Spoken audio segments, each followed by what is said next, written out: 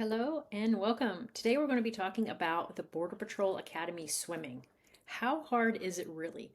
What's the swim qualification actually like? What if I can't swim? Are they going to provide flotation devices? We're going to talk about this and more, including why are we doing swimming anyway if we're going to be patrolling the desert? It's PT, so there's going to be some conditioning, and the conditioning basically is going from one side of the pool to the other. You'll try different strokes. You may not be familiar with all of them. You can dog paddle your way across. You're basically just moving yourself through the water. You're getting comfortable with the water. You will put your face in the water. They may ask you to attempt to swim under the water. They may have some different activities where you go under the water to pick something up, sometimes like a red gun, a practice weapon, or a brick, or some other swim object. You're going to be treading water for a little bit, or at least attempting to tread water. You will be going into the water and out of the water. You'll be learning a lot of water safety and what to do if someone does fall into the water or if there's aliens in the water, how you can keep yourself safe.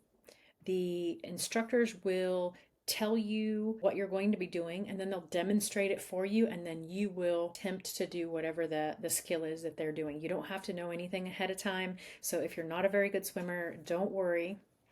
So this is not a course to make you a better swimmer.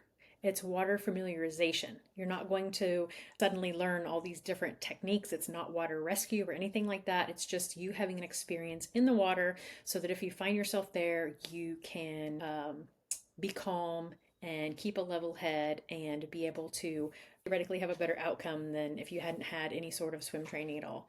There is not a swim qualification where you must do a certain stroke in a certain amount of time or travel a certain distance, certain strokes, none of that. It's all participation based. If you give it effort, that's all they're really asking for there.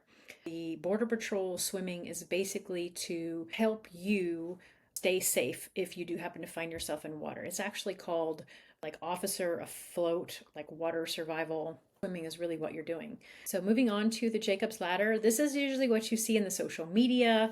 And basically what it is near the end of the swim portion, you will climb a rope ladder. And at the top of that, you will do pull-ups, say your class number, and then let go. So the thing that is a little bit challenging for some trainees is if you have a fear of heights, that rope is, I don't know exactly how high up it is, but 20 or maybe 30 feet from the surface of the pool. And the instructors are pulling that rope out from under you as you go up. It's not a punishment. They're not trying to be mean or anything, but they're just moving it away so it's safe if you do happen to slip on that rope ladder. You don't get tangled in the rope if you happen to fall. So once you get up there, they move it away so you can't really fail because at some point you're going to let go. Even if you're afraid, they'll just wait you out and you'll drop to the water. So that's really the only part of the swim portion of the academy that really causes very much fear. Nobody's going to be pushing you. Nobody's going to be holding you under or, face in the water forcibly. There's nothing like that. Only possible thing is if you're afraid of heights, climbing up that ladder. If you're looking down, it's not not the greatest feeling, but nobody really fails. And then the other part is the uniform flotation.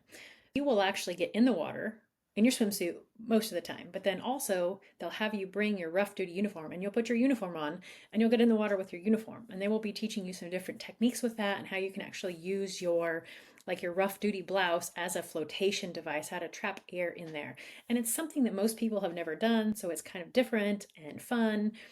So you are running and doing mat room work and you're on the sea course. It is hot, it is dry, and then you have a nice luxurious few days in a temperature controlled environment in the water. It is very low stress. There's not a lot of yelling and screaming that is happening. You're kind of feeling like weightless in the water. It's very low impact. So if you've been struggling with a lot of fatigue in your body from all of the conditioning, it's just a really nice active recovery for a few days. So as long as you show up and you give good effort and you're willing to participate, you're going to be fine. So some people don't even apply for Border Patrol because they're so worried about not being able to swim. You don't need to be able to swim.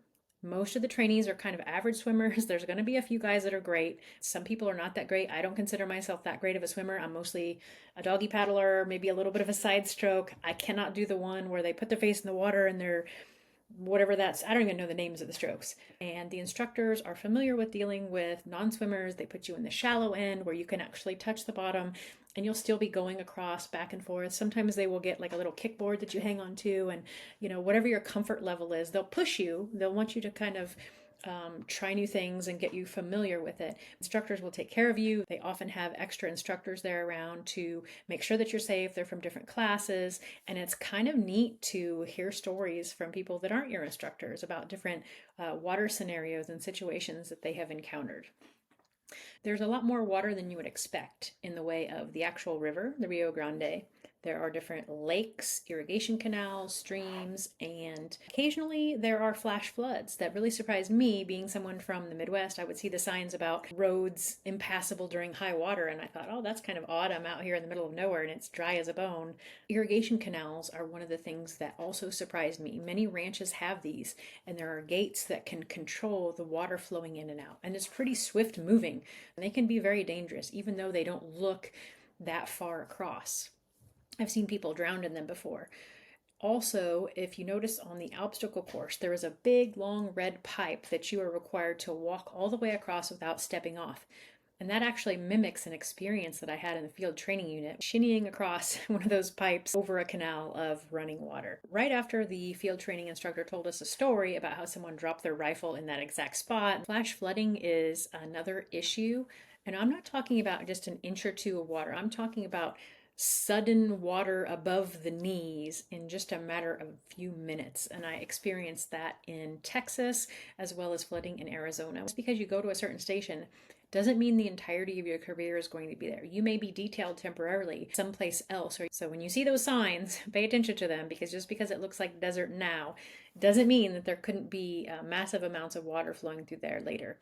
Even though we work in the desert, water is something that you will probably experience at some point in your career, and I could almost guarantee that you will experience someone being in the water also, whether that be an alien or maybe another agent has fallen in the water.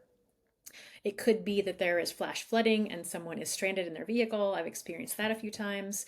One time in Texas, some firefighters were trying to get to the fire station in their own personal vehicle, and the flooding was so high that water was coming in the doors of the vehicle, and so the vehicle had stalled. So we gave them a ride to the fire station. There are so many unpredictable situations that you may encounter. Don't think that just because you're in the desert, you're not going to be experiencing water.